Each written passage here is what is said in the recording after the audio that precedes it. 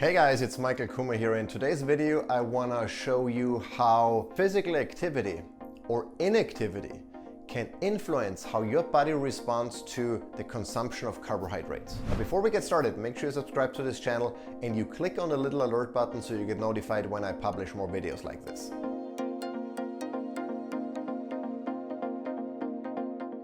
If you've been following my channel, you probably remember a video I did a while ago where I teamed up with Levels Health, the maker of the continuous glucose monitoring platform that I've been using, this guy here, continuous glucose monitor, where we tried to find out if physical activity in the form of going for a 30-minute walk could influence how my body responds to the consumption of a can of Coke, which is loaded with sugar and carbohydrates, as you know. Among all of the participants of that experiment, I was the only one where going for a walk or performing some sort of physical activity for 30 minutes post Coke consumption did not improve my blood sugar response. So for everyone else, they showed a lower blood sugar levels, they showed improved glucose response by just going for a 30-minute walk. In my case, I did a bike ride for 30 minutes, which should be roughly the same as a 30-minute walk, and my blood sugar response just sitting around, not doing anything after drinking that can of Coke,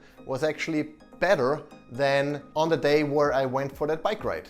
And so this was odd, and I thought, well, maybe I'm just, a weirdo who reacts differently than everyone else.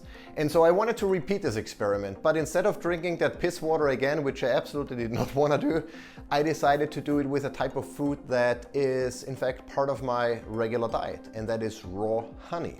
I consume raw honey several times a week. And so I decided I'm gonna redo this experiment and extend it a little bit by consuming 2 tablespoons of raw honey during certain times around workouts. So for example, I consumed honey and went for a 30-minute walk. I consumed honey right before a bike ride, before strength training, before a HIIT workout like CrossFit. I consumed honey between strength and the HIIT workout, right in between. I did it at the end of the workout. And so I wanted to try and find out how those, timing that honey, timing those carbohydrates would impact my blood sugar and my response to removing that blood sugar from my bloodstream. And just to set the stage, 1 tablespoon of honey contains, or at least the one that I consumed, contains 18 grams of carbs, out of which there are 16 grams of sugar. And the sugar is roughly a 50-50 split of glucose and fructose. So by consuming 2 tablespoons of that honey, I had 32 grams of sugar or 36 grams of carbohydrates with each experiment. And that is roughly the same as the amount of sugar in that can of Coke. I think the Coke had a little bit more than the honey, but for the sake of this experiment, it was perfectly fine. Now, I printed out the list of experiments here, and the first one was honey plus 30-minute walk. The second one was HIIT workout, so CrossFit, followed by consuming the honey. The third one was biking to the CrossFit workout, performing the strength training, consuming the honey, performing the HIIT workout, meaning the metabolic conditioning, and then biking back home. The fourth one was consuming the honey and sitting in front of the computer for 2 hours, not doing anything. Fifth one was consuming the honey, immediately followed by biking to the gym and performing the HIIT workout. And then the sixth one was the strength training, followed by honey, followed by HIIT workout, without any biking involved. And so these are the experiments I performed. And as you can see here on the graph and the corresponding numbers that indicate the increase in blood sugar in milligrams per deciliter compared to my baseline. So the baseline I took right before consuming the honey. And then again, I looked at the increase and looked at the spike. What was the highest number within the next 90 to 120 minutes? And that's the number that I used to calculate then the increase. And if you look at those numbers, you see something very interesting. The first thing that stuck out to me was, again, the comparison of honey plus 30-minute walk with honey plus no activity. And just based on the increase, the absolute number, then honey plus no activity wins, meaning that my blood sugar response is better if I consume carbs, or honey in this case, and sit around not doing anything versus going for a walk. And while this is very much in line with the Coke experiment that I've done before, it's still odd because it kind of doesn't make sense. You know, if you walk, if you do anything physically, if you're physically active, then your body uses or requires some glucose to fuel the muscles and everything. And so you would think that the body would use some of that glucose very quickly and thus lower your spike, but it's not the case. And it didn't make sense to me. Some other experiments kind of made sense, like, you know, consuming the honey right after a HIIT workout. That's where my body is depleted in glycogen. So typically, you know, also for your information, when I perform a CrossFit workout, even if I don't eat anything before or after, my blood sugar always spikes. And that is because performing a high intensity workout requires my body to use fuel or use glucose to a degree for energy. And because I always work out in a fasted state, my body doesn't have any dietary glucose or anything else to use as fuel, so it starts dumping glycogen. Glycogen is the storage mechanism of glucose combined with water in the liver and in muscle tissue. And so when I work out and my body starts dumping glycogen to make the glucose available for my cells to use for energy, I see a spike every time. And that spike is typically, you know, it can go up to like the 170, 180 milligrams per deciliter. So massive spikes I've seen just doing CrossFit. And so with that in mind, you know, adding in honey doesn't completely change that. I mean, it might lower the overall increase a little bit, but it's very difficult to understand how much of that spike is from the workout versus from the honey. So that's why I didn't pay too much attention. I didn't try to read too much into those different, really 4 experiments involving high intensity workouts, because I don't know exactly, you know, where that spike came from, workout or the honey, probably combination of both. To what degree, I have no idea. But interestingly still, if I do HIIT workout plus honey and cycling, strength, honey, HIIT workout and cycling, my blood sugar increase was relatively low. Unsurprisingly, because at that point really my body has already started demanding glycogen, so I gave it some honey and it fulfilled those needs, probably partially by the honey, so my body didn't have to dump as much glycogen, and so the overall spike was lower than maybe in some other cases. But interestingly enough, in the last experiment, strength, honey plus HIIT, I had a massive spike, but this HIIT workout was so tough that I attribute that spike predominantly to the HIIT workout and not so much to the honey. Now, if we look at, you know, just those numbers, and if we ignore maybe some of the HIIT workout or HIIT experiments for reasons I've already mentioned, it leads to the conclusion that, at least in my case, not performing any physical activity after consuming carbohydrates is actually better for me, because the spike is a little bit lower. Okay, I mean, it's only 1 point lower, so we could say it's the same, it's equal, you know. And that was the conclusion that I really came to when I punched in all of those numbers and, you know, designed that graph here. That was my conclusion until yesterday. But then I did something that I should have done from the beginning. I fired up the Levels Health app, and I'm going to show you that here. You're going to see it here on the side of the screen as well.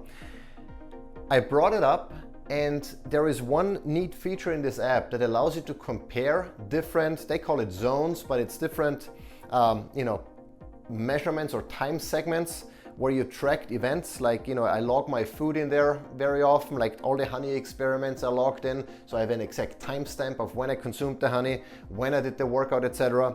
And so once you have your logs, you can compare multiple of those log entries and overlay them in a graph to see how the blood sugar response was in those different zones. And so I compared the honey with 30-minute walk and the honey with no activity.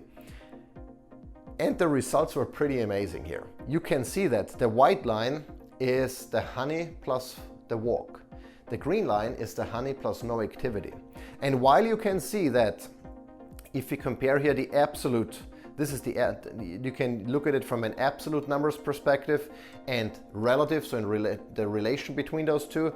If we look at the absolute numbers, you can see that, yes, both caused a very similar spike, but look at how dramatically the fall off is in the white line, that is the honey plus walk. So by going for a walk, my body removed the glucose from my bloodstream significantly quicker, and the line on the baseline goes back, or the recovery goes back even below baseline in comparison to sitting around. If in that case where I didn't do anything, no activity, my blood sugar remained up for significantly longer, and it stayed there for a while, and that's a huge difference. You can even see the comparison is more stark here in the relative view, where you can see there's a huge difference between going for a walk after consuming honey and sitting around.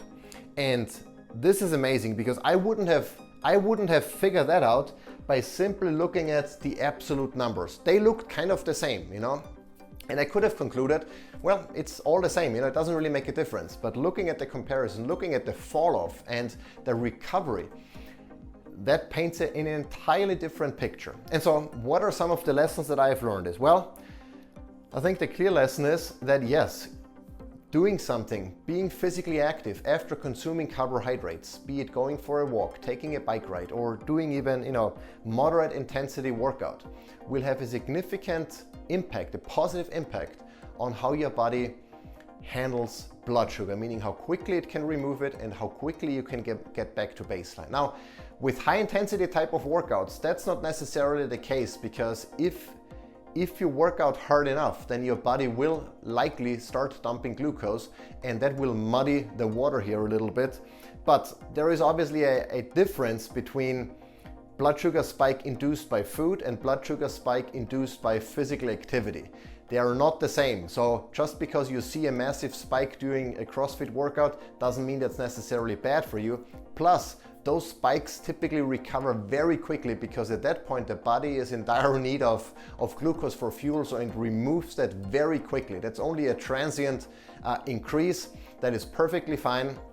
What you don't want to have is, you don't want to have your blood sugar up for extended periods. That's really where stuff starts getting bad. And in particular, you know, once the blood sugar has been around in your bloodstream for a while and the body says, you know what, I don't really need it, so what are we gonna do? Well, let's store it for energy so we can use it later. And very often, unfortunately, that especially if it's dietary or diet induced, it's not gonna store it as glycogen, it's gonna store it as fat. You know, that's the storage mechanism of the body, to store energy for when you might need it in the future.